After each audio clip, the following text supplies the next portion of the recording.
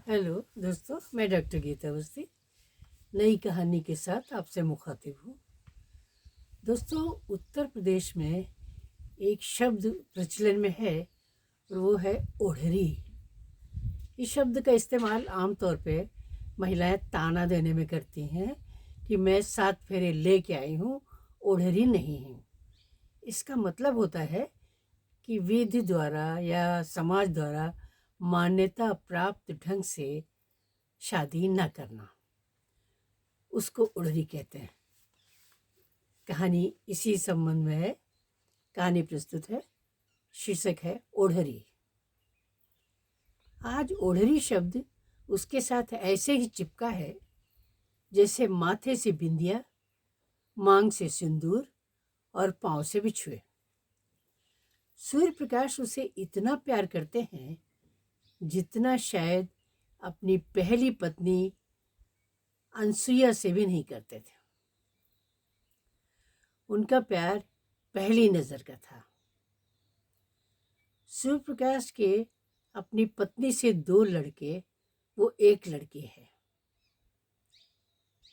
सूर्य प्रकाश से मुलाकात कभी कभी ही होती है। उसे गांव के बाहर एक शानदार कोठी में रखा गया है। राशन पानी, नौकर चाकर, सुख सुविधा, सब कुछ भरपूर है। बस सूर्य प्रकाश ही साथ नहीं रहते हैं। जब सूर्य प्रकाश आते हैं तो जैसे दिवाली आ जाती है। सूर्य प्रकाश को इस बात का दुख है कि साथ नहीं रहते। कहते हैं, अनारो, मैं तुम्हें साथ रखना चाहता हूँ, पूरी मर्यादा ठाकुर खानदान की देना चाहता हूँ, मगर माँ साहब नहीं चाहती और मैं उनका दिल नहीं दुखा सकता। अनारो एक पीड़ा भरी मुस्कान के साथ कहती है, कोई बात नहीं, आप ईद के चांद की तरह कभी न कभी तो मुझे दिख ही जाते हैं, और मैं तो साल में 2-4 बार दिवाली मना लेती हूँ जब जब आप आते हैं। अनारों की पीड़ा को सूर्य प्रकाश अच्छी तरह समझते हैं। उन्हें ये एहसास अंदर तक पीड़ा पहुंचाता है। अनारो उन्हें पूरी तरह न सिर्फ समर्पित है, बल्कि वो उनकी मान मर्यादा का भी पूरा ख्याल रखती है। वो भी क्या करें, 6-8 माह में एक बार दुनिया से छुपते छुपाते आ जाते हैं। अनारो तो जैसे खिलकर अनार बन जाती है। एक तो पैतृक संपत्ति संभालने के पचड़े, ऊपर से समाज की 4 बातें। वैसे उनकी दबंगता के आगे किसी की हिम्मत कुछ बोलने की नहीं होती है, लेकिन पीठ पीछे फुसफुस तो होती ही रहती है। दूसरी कोई अगर अनारों की जगह होती तो जीना दूभर कर देती। वो भी तो अपने लड़कों से, मायके से, वो ससुराल वालों से रिश्ता तोड़ कर आई है। पति के न रहने पर उसका दिल भी टूटा हुआ था, और सूर्य प्रकाश गांव के अखाड़े में उसे देखते ही उस पर मर मिटे थे। इस उम्र में भी षोडशी को मात करती है। 2-4 मुलाकातें हुई और सूर्य प्रकाश ने अपने जीवन का इतना महत्वपूर्ण निर्णय 2-4 पलों में ही ले डाला, क्योंकि उनकी पत्नी का उनके साथ व्यवहार प्यार वाला न होकर सिर्फ अधिकार वाला था। वैसे भी वो राजघराने से थी, सो सभी हाव भाव वही थे, और अनारो तो जैसे उनके रोए रोए से प्यार करने लगी थी। ये सच है कि सूर्य प्रकाश उसे कोई कमी नहीं होने देते थे, मगर सुख सुविधा ही तो सब कुछ नहीं होता ना। पहली बार उसने सूर्य प्रकाश से मांग में सिंदूर भरवा कर ही उसके घर का रुख किया था, लेकिन सुहाग के नाम पर उसे मिलता क्या है? महीने में 1 या 2 बार क्षणिक दैहिक सुख। सूर्य प्रकाश ये सोचकर उसे घर ले आए थे कि उसकी जिद के सामने माँ साहब, वो उसकी पत्नी, उसे स्वीकार कर लेगी। वो सब साथ में रहेंगे। लेकिन यहाँ तो पासा ही पलट गया था। माँ साहब ने खाना पीना छोड़ दिया था। साफ साफ कह दिया था कि कहारों की बेटी उनकी राजघराने जैसे ठाकुरों की बहू नहीं बन सकती। तुलसी बनाकर रखना तो महलों के बाहर रख। सूर्य प्रकाश ने हथियार डाल दिए थे और गांव बाहर उनकी जो पुरानी कोठी पड़ी थी उसकी सफाई करवाकर अनारों को उसमें रख दिया था। 4-6 नौकर, रसोइयाँ सब रख दिया था। हर महीने राशन पानी, सब ज़रूरत की चीज़ें, हाथ खर्च भिजवा दिया करते थे। मगर खुद तो बस कभी कभी ही आया करते थे। वैसे दिवाली जैसे त्योहारों पर सूर्य प्रकाश अनारों को गहना देना नहीं भूलते थे। लेकिन वो उदास होकर कहती थी कि क्या करूं इनका ठाकुर साहब। सूर्य प्रकाश कहते थे कि क्यों, मैं आया तो हूँ, मुझे पहन कर दिखाओ। तब वो जवाब देती थी कि आए हो पर अभी चले भी तो जाओगे। और सूर्य प्रकाश निरुत्तर हो जाते थे। दिवाली की शाम से ही पद्मिनी का पारा चढ़ा रहता था। सूर्य प्रकाश को ताना मारते हुए कहती थी, अभी तक गए नहीं, जले हुए दीपक बुझ जाएंगे। सूर्य प्रकाश कुढ़ कर जवाब देते थे कि तुम जानती हो कि मैं जाऊंगा, फिर तानाकसी क्यों करती हो। वो ठेंगा दिखाकर ये कहते हुए चल देती थी कि राज रानी तो मैं ही हूं, क्या कर पाए मेरा तुम। वैसे भी सूर्य प्रकाश, वो अनसुईया का रिश्ता अब नाम मात्र का रिश्ता था। दूर दूर तक सभी ये बात जानते थे। लेकिन वो अपने गर्व, यश, वैभव, वो अपने सोशल स्टेटस से खुश थे। कभी कभी सूर्य प्रकाश सोचते थे कि माना कि ये अनसुईया दंभ से भरी महिला है, प्यार को पैसे वो वैभव से तोलती है, लेकिन गलती तो उसी की है। उसे क्या हक था उसके सिर पर सौत लाकर बिठाने का। उसके बच्चे भी अपनी माँ साहब को ज्यादा तवज्जो देते हैं। सूर्य प्रकाश से बस औपचारिक बातचीत होती है। अधिकतर प्रॉपर्टी, बैंक बैलेंस, राजमाता वो सूर्य प्रकाश के नाम पर आधी आधी बटी है। राजमाता ने वसीयत तो कर दी है, पर किसको क्या दिया है ये नहीं मालूम। सब कुछ गोपनीय है। दीपावली को जब वो पिछली बार अनारों से मिलने गया था तो वो बोली थी कि ठाकुर साहब, अपने मन में कभी भी ये मलाल मत लाना कि आप मुझे साथ में नहीं रख पा रहे हो। मेरी किस्मत ऐसी ही है।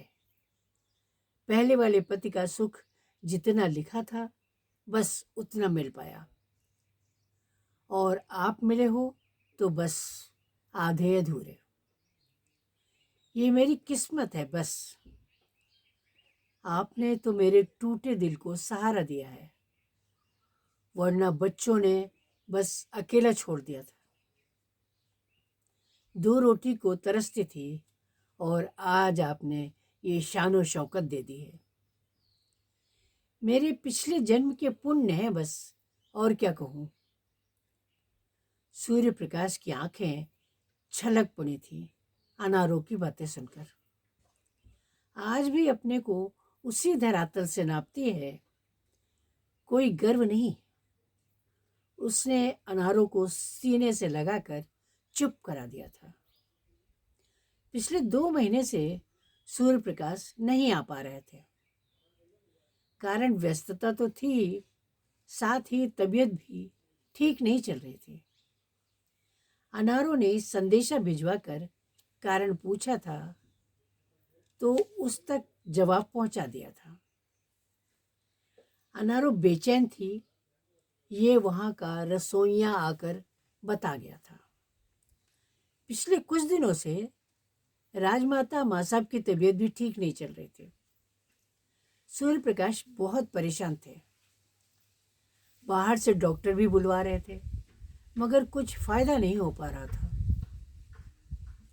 सूर्य प्रकाश इसलिए भी चिंतित थे कि वो चुनाव लड़ना चाहते थे और राजमाता को लोग देवी की तरह पूजते थे। रात देर तक वो माँ साहब के पास बैठे रहते थे, हालांकि उनकी स्वयं की तबीयत भी बहुत ठीक नहीं रहती थी। राजमाता सूर्य प्रकाश से नाराज सी रहती थी, अनारो प्रकरण के बाद से। लेकिन उस रात उन्होंने धीमी आवाज में सूर्य प्रकाश से देर तक बात की थी। काफी रात बीतने के बाद उनसे सोने जाने को भी कहा था। सवेरे की चाय सूर्य प्रकाश राजमाता के साथ ही पीते थे। गए तो देखा था कि राजमाता तकिए को गोद पर रखे झुकी सी पड़ी है। दौड़कर नाड़ी पकड़ी थी तो गायब थी। चिल्लाकर डॉक्टर बुलवाया था तो शक सच में बदल गया था। पूरे 24 घंटे तनावग्रस्त, उदास वो रीति रिवाजों में डूबे हुए गुजरे थे। सच ये भी था कि सूर्य प्रकाश को तो अनारों की याद भी ना आती। पर इस बीच अनारों ने रसोइये से कहलवाया था कि वे जिंदा में तो राजमाता के पैर छूने का सौभाग्य नहीं प्राप्त कर पाई, लेकिन वो उनके मरने के बाद ही सही एक बार उनके पांव छूना चाहती। सूर्य प्रकाश ने कहा था कि बखेड़ा खड़ा हो जाएगा, तो रसोइया बोला था कि वे कह रही थी सिर्फ घर के सामने 2 मिनट तक शव यात्रा रोक दीजिए, बाकी व्यवस्था वो खुद देख लेंगे। सूर्य प्रकाश ने हाँ कह दिया था और शव यात्रा रोक दी गई थी। अनारो घूंघट डालकर आई थी और राजमाता के पांव छूकर चली गई थी। सूर्य प्रकाश देखते रह गए थे कि इसे मेरी मां को लेकर कितनी श्रद्धा है। फिर 13वीं बीच में अन्य कार्यक्रम, रिश्तेदारों की भीड़ भाड़ में सूर्य प्रकाश को अनारों का ध्यान अगर आता भी था तो भी वो जाने के बारे में सोच नहीं सकते थे। लगभग 3 महीने गुजर गए थे राजमाता को गए हुए, मगर सूर्य प्रकाश अनारों के यहाँ नहीं जा पाए थे। जायदाद के झंझट भी बहुत थे। उस पर राजमाता की वसीयत ने तो विस्फोट ही कर दिया था। राजमाता ने अकेले पुत्र सूर्य प्रकाश, वो बहू को पूरा पूरा हक दिया था।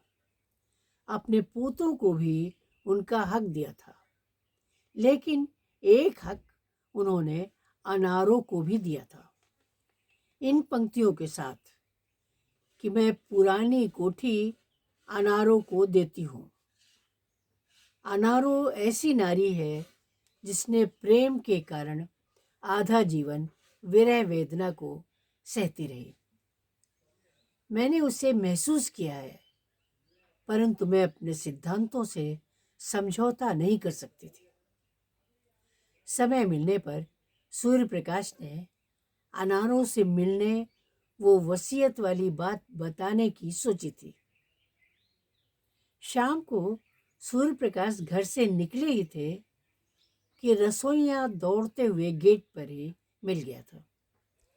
टूटी फूटी हिंदी में एक पत्र लिए खड़ा था।